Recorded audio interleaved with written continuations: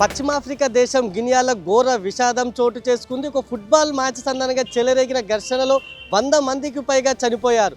ఓ military నేత గౌరవార్థం నిన్న అక్కడ ఫుట్బాల్ టోర్నమెంట్ నిర్వహించారు. అయితే ఓ రిఫరీ వివాదాస్పదమైన తీర్పు ఇవ్వడంతో మరో జట్టు అభిమానులు స్టేడియంలోకి వేగంగా దూసుకొచ్చారు. అయితే వారిని అడ్డుకునేందుకు ఇంకో జట్టు అభిమానులు వారిని అడ్డుకునేందుకు ప్రయత్నించారు. ఈ క్రమంలో ఘర్షణలు చెలరేగాయి. ఈ ఘర్షణలో సుమారు 100కు పైగా మృతి చెందినట్లు కూడా తెలుస్తుంది. చుట్టుపక్కల వీధుల్లోనూ ఒకరిపై ఒకరు పరస్పర దాడులు కూడా చేసుకున్నారు. ఈ దాడులు మొత్తం అటు వేలాది మంది ఈ దాడుల్లో పాల్గొన్నట్లు కూడా తెలుస్తుంది.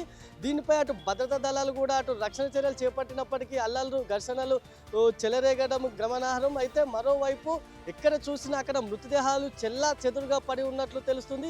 దీనికి సంబంధించిన వీడియోలు సోషల్ మీడియాలో ప్రస్తుతం వైరల్గా మారాయి. ఇక ఈ ఘటనపై అటు భద్రతా దళాలు కూడా విచారణ చేపట్టాయి. క్షతగాత్రులు ఉన్నట్టు ఆసుపత్రులకు తరలించే మృతదేహాలను కూడా గుర్తించే పనిలో అటు భద్రతా దళాలు ఉన్నాయి. మరోవైపు ఓ డాక్టర్ చెప్పిన దాని ప్రకారం 100కు ఎక్కువగా ఉంటారు మృతదేహాలు అని చెప్పి ఆ డాక్టర్ చెప్పిన ప్రకారం మనకు తెలుస్తుంది. ప్రస్తుతం ఒక ఫుట్బాల్ మ్యాచ్ చెలరేగిన ఘర్షణలో 100 మందికి పైగా మరణించడం అనేది ప్రస్తుతం చర్చానీయాంశంగా మారింది. మరోవైపు ఈ ఘర్షణ నేపథ్యంలో భద్రతా దళాలు ఆ చుట్టుపక్కల స్టేడియం చుట్టుపక్కల ప్రాంతాల్లో కట్టుదిట్టమైన సెక్యూరిటీని ఏర్పాటు చేశారు. మరోసారి ఎటువంటి ఘర్షణలు చోటు చేసుకోకుండా కూడా వారు చర్యలు చేపట్టారు. ఇక దీనిపై అటు ఉన్నతాధికారులు కూడా అధ్యక్షుడు కూడా దీనిపై స్పందించాల్సి ఉంది.